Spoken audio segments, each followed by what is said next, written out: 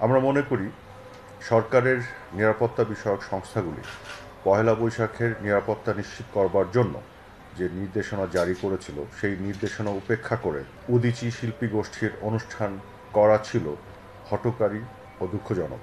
তাদের এই আচরণে সরকার খুবই ব্যথিত। জনগণের নিরাপত্তার স্বার্থে সরকারের জারি করার নির্দেশনা উপেক্ষা করে উদীচীর অনুষ্ঠান করা এবং এটিকে কেন্দ্র করে নেতিবাচক বিবৃতি দেয়া অনাকাঙ্ক্ষিত, অত্যন্ত দুঃখজনক। মনে রাখতে হবে, নিরাপত্তা দেওয়া সরকারের কর্তব্য। আশা করব এক্ষেত্রে সকলেই সহযোগিতা করবেন। আনন্দের অনুষ্ঠান যেন বিষাদে পরিণত না হয়, এ বিষয়ে সবার দায়িত্বশীল ভূমিকা থাকা দরকার। সরকারের নিষেধাজ্ঞা অমান্য করে যে অনুষ্ঠান উদীচী করেছে সেখানে যদি কোনো দুর্ঘটনা ঘটতো তার দায়িত্ব কে নিত? আমরা মনে করি নিয়ম বা নির্দেশ না মেনে অনুষ্ঠান যারা করবেন তাদেরকেই সেই দায়ী দায়িত্ব নিতে হবে। 1993 সালের 1400 বঙ্গাব্দে বাংলা শতবর্ষ বরণ করার সময় বেগম খালেদা জিয়া সরকার বাধা দিয়েছিল এবং তাদের বাধা দেওয়ার উদ্দেশ্য ছিল নিরাপত্তাজনিত নয়, বরং বাঙালির এই সার্বজনীন অসাম্প্রদায়িক বৃহৎ উৎসবকে নিরুৎসাহিত করা।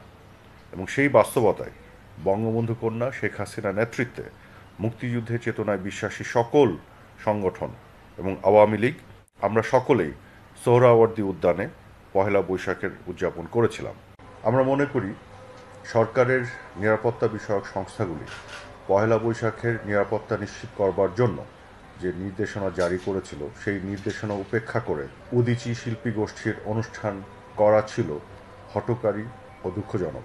তাদের এই আচরণে সরকার খুবই ব্যথিত।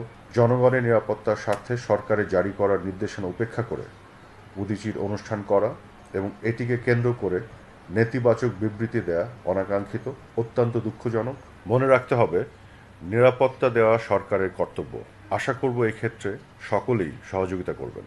আনন্দের অনুষ্ঠান যেন বিষাদে পরিণত না হয়, এ বিষয়ে সবার দায়িত্বশীল ভূমিকা থাকা দরকার। সরকারের নিষেধাজ্ঞা অমান্য করে যে অনুষ্ঠান উদীচী করেছে সেখানে যদি কোনো দুর্ঘটনা ঘটতো তার দায়িত্ব কে নিত? আমরা মনে করি নিয়ম বা নির্দেশ না মেনে অনুষ্ঠান যারা করবেন তাদেরকেই সেই দায়ী দায়িত্ব নিতে হবে। 1993 সালের 1400 বঙ্গাব্দে বাংলা শতবর্ষ বরণ করার সময় বেগম খালেদা জিয়া সরকার বাধা দিয়েছিল এবং তাদের বাধা দেওয়ার উদ্দেশ্য ছিল নিরাপত্তাজনিত নয়, বরং বাঙালির এই সার্বজনীন অসাম্প্রদায়িক বৃহৎ উৎসবকে নিরুৎসাহিত করা। এবং সেই বাস্তবতায় বঙ্গবন্ধু কন্যা শেখ হাসিনার নেতৃত্বে মুক্তিযুদ্ধের চেতনায় বিশ্বাসী সকল সংগঠন এবং আওয়ামী লীগ আমরা সকলেই সোহরাওয়ার্দী উদ্যানে পহেলা বৈশাখের উদযাপন করেছিলাম।